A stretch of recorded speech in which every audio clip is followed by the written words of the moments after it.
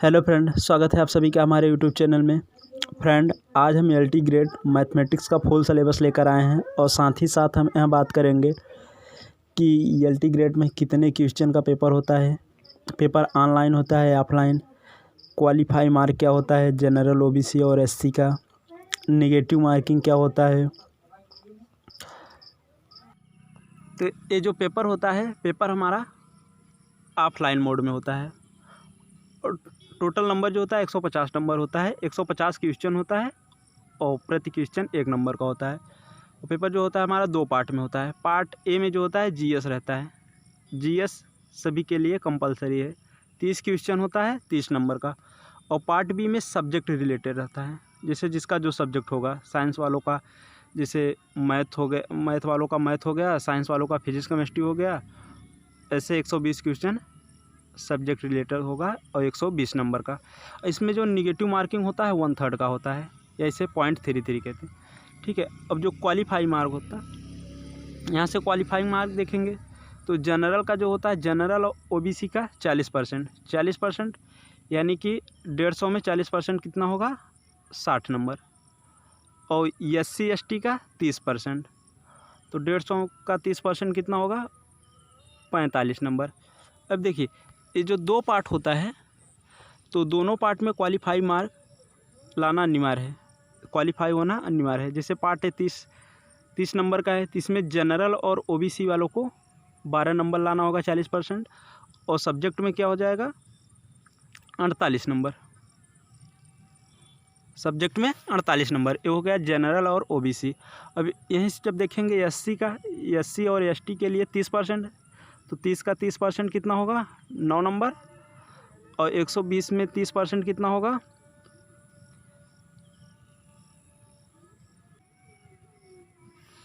तो यहाँ जब देखेंगे 120 का 30% 36 नंबर। यानी कि जीएस में 9 नंबर पाना अनिवार्य है और सब्जेक्ट में 36 नंबर। इससे कम होगा तो आप क्वालिफाई नहीं माने जाएंगे। अब नेक्स्ट बात करते हैं हम सिलेबस का। पहले हम देखेंगे जो सामान्य ज्ञान का जीएस का सिलेबस होता है वो सभी के लिए सेम होता है। पहला है भारत का इतिहास एवं भारतीय राष्ट्रीय आंदोलन। ठीक है, अब इसमें से जो दिया है भारतीय इतिहास के अंतर्गत सामाजिक, आर्थिक एवं राजनीतिक पक्षों की सामान्य जानकारी पर महत्व होगा। उसके बाद दिया है यहाँ से भारतीय राष्ट्रीय आंदोलन पर अभ्यर्थियों से स्वतंत्रता आंदोलन, राष्ट्रीयता का अभ्युदय तथा स्वतंत्रता प्राप्ति के संबंध में सारपरक जानकारी अपेक्षित। दूसरा जो है भारत एवं विश्व भूगोल। इसी प्रकार से भारत के भूगोल के अंतर्गत देश के भौतिक, सामाजिक एवं आर्थिक भूगोल से संबंधित प्रश्न होंगे और विश्व भूगोल में विषय की केवल सामान्य जानकारी अपेक्षित होगी। तीसरा है भारतीय राजनीति एवं शासन संविधान, राजनीतिक व्यवस्था, पंचायती राज, लोकनीति एवं आधिकारिक मुद्दे आदि। चौथा जो दिया है भारतीय अर्थव्यवस्था एवं सामाजिक विकास।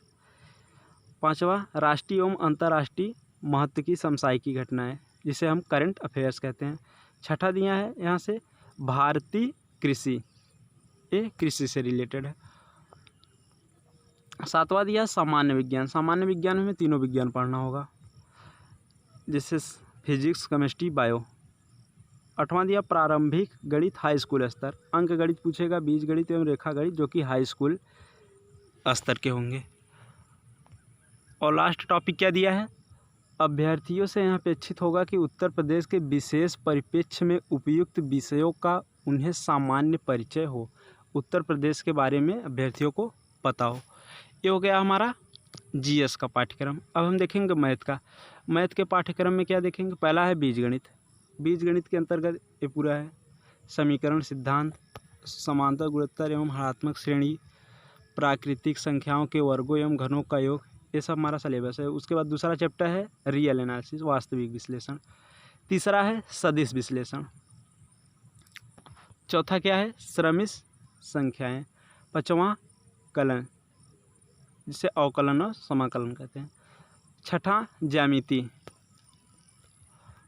सातवां है सांख्यिकी एवं प्रायिकता। देखिए सिलेबस, ये तो हिंदी में सिलेबस हो गया, ये इंग्लिश में भी सिलेबस है। ये हो गया जीएस का पाठ्यक्रम इंग्लिश में है। History of Indian and Indian national movement, Indian and world geography, Indian polity and governance, constitution, political system, Panchayati Raj एवं public policy, right issue etc। ये हो गया Indian economy and social development. पांचवा है करंट इवेंट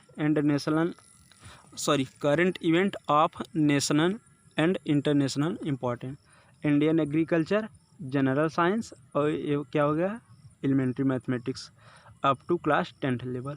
ये हो गया और नोट जो दिया है the candidate are expected to have general awareness about the above topic with the special reference to UP. अब देखिए सिलेबस मैथ का भी इंग्लिश में दिया है, जिसे हिंदी में समझ में आए इंग्लिश में देख लें।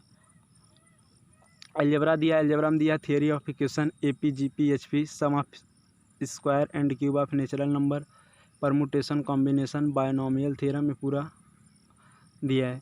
उसके बाद real analysis, vector analysis, complex analysis.